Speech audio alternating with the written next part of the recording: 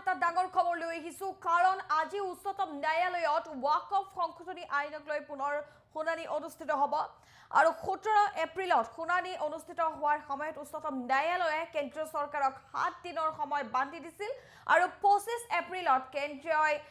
দাখিল কৰিছিল প্ৰায় 1332 পৃষ্ঠাৰ শপতনামা আৰু সেই শপতনামাত এই আইনক সাংবিধানিক বুলি উল্লেখ কৰিছে কেন্দ্ৰই গতিকে আজি পুনৰ শুনানি অনুষ্ঠিত হ'ব এটা প্ৰশ্ন উত্থাপন হৈছে আহিব নেকি স্থগিতাদেশ যেহেতু মুছলমানসকলে স্থগিতাদেশ হোৱাটো বিচাৰিছে এই আইনত বহুকেইটা মুসলিম দল সংগঠনে বিৰোধীয়ে উচ্চতম ন্যায়ালয়ৰ দ্বাৰস্থ হৈছিল এই আইনৰ বিৰোধিতাৰে আৰু আবেদন দাখিল কৰিছিল এই আইন সাংবিধানিক নে অসাংবিধানিক সেই কথা বিবেচনা কৰিব উচ্চতম ন্যায়ালয়ে ডাঙৰ খবৰ আমি এই মুহূৰ্তত আপোনালোকৰ বাবে লৈ আহিছো কাৰণ আজি 5 মে আজি পুনৰ অনুষ্ঠিত হ'ব ওয়াকফ আইন সন্দৰ্ভত উচ্চতম ন্যায়ালয়ত শুনানি ডাঙৰ খবৰ এই মুহূৰ্তত নেশ্যনে নিউজ প্ৰতিগৰাকী দৰ্শকক জনাইছো স্থগিতাদেশ বিচাৰি উচ্চতম ন্যায়ালয়ত 72খনকৈ আবেদন দাখিল কৰা হৈছিল যোৱা 17 এপ্ৰিলত কেন্দ্ৰক উত্তৰ দিবলৈ 7 দিনৰ সময় বান্ধি দিছিল উচ্চতম ন্যায়ালয়ে পৰৱৰ্তী শুনানি নোহোৱালৈ ওয়াকফ বৰ্ডত নিযুক্তিৰ নিষেধাজ্ঞা জাৰি কৰিছিল উচ্চতম ন্যায়ালয়ৰ শুনানিৰ পিছত 25 এপ্ৰিলত শপতনামা দাখিল কৰিছিল কেন্দ্ৰই 1332 পৃষ্ঠাৰ শপতনামাত এই আইনক সাংবিধানিক বুলি উল্লেখ কৰিছে কেন্দ্ৰই নতুন ওয়াকফ আইনখনত স্থগিতাদেশ জাৰি নকৰিবলৈ অনুৰোধ জনোৱা হৈছিল স্থগিতাদেশ জাৰি নকৰিবলৈ অনুৰোধ কেন্দ্ৰ চৰকাৰৰ ওয়াকফ আইনত স্থগিতাদেশ জাৰি কৰিব বুলি আশাবাদী মুছলমান সংগঠন আজি উচ্চতম ন্যায়ালয়ত ওয়াকফ সংশোধনী আইনক লৈ শুনানি অনুষ্ঠিত হ'বলৈ গৈ আছে আৰু এই শুনানিক লৈ আশাবাদী দেশৰ মুছলমানসকল এই আইনত স্থগিতাদেশ হোৱাটো বিচাৰিছে দেশৰ মুছলমানসকলে বিৰোধী আৰু কেইবাটাও মুছলিম দল সংগঠন উচ্চতম ন্যায়ালয়ৰ দ্বাৰস্থ হৈছিল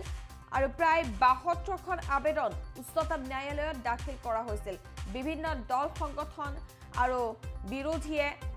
দাখিল কৰিছিল এই ওয়াকফ আইনৰ বিৰোধিতাৰে আবেদন আৰু তেওঁলোকে কৈছে আমি আইনী যুঁজৰ সমান্তৰালকৈ প্ৰতিবাদ কৰি যাম বুলি কৈছিল আৰু মুছলমানসকল আজি আশাবাদী যে এই নতুন ওয়াকফ আইনখনত স্থগিতাদেশ জাৰি কৰিব বুলি আশাবাদী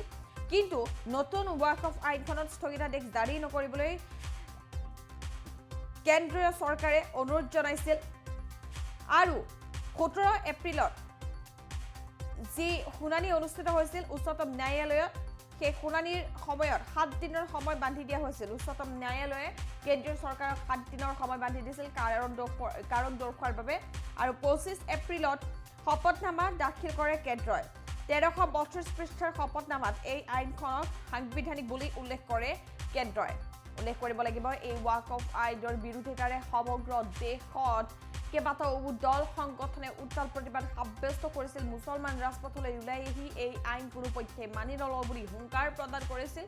আৰু এই আইন বাতিল নকৰা পৰ্যন্ত প্ৰতিবাদ অব্যাহত থাকিব বুলি তেওঁলোকে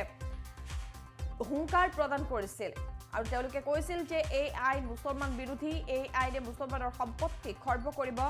মুছলমানৰ সম্পত্তিত হস্তগত কৰিব বুলি তেওঁলোকে অভিযোগ কৰি এই আইনৰ বিৰোধিতা কৰিছিল আৰু উচ্চতম ন্যায়ালয়ৰ দ্বাৰস্থ হৈছিল মুছলমানসকলে এই আইন কোনোপধ্যে মানি নলওঁ বুলি হুংকাৰ প্ৰদান কৰি আহিছে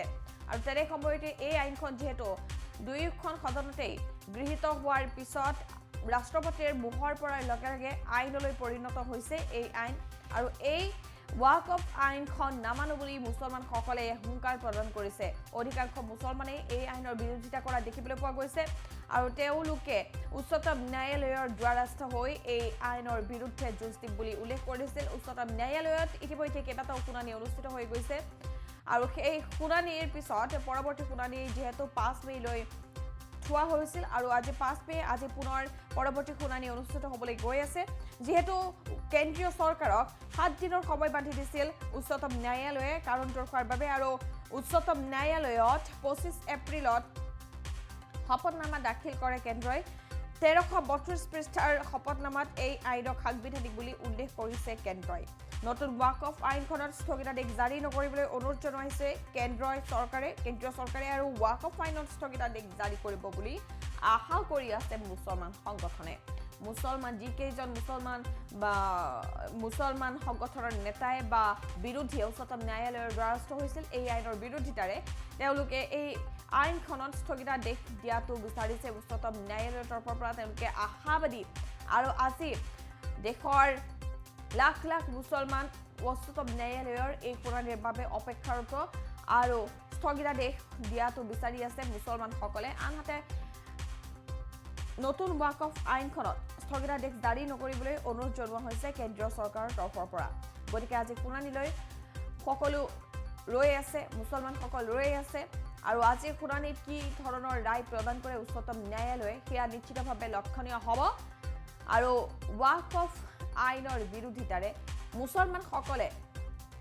হুংকাৰ দি আহিছিল এই আইন কেতিয়াও মানি নলওঁ বুলি তেওঁলোকে কৈ আহিছিল আজি উচ্চতম ন্যায়ালয়ে কি ৰায় প্ৰদান কৰে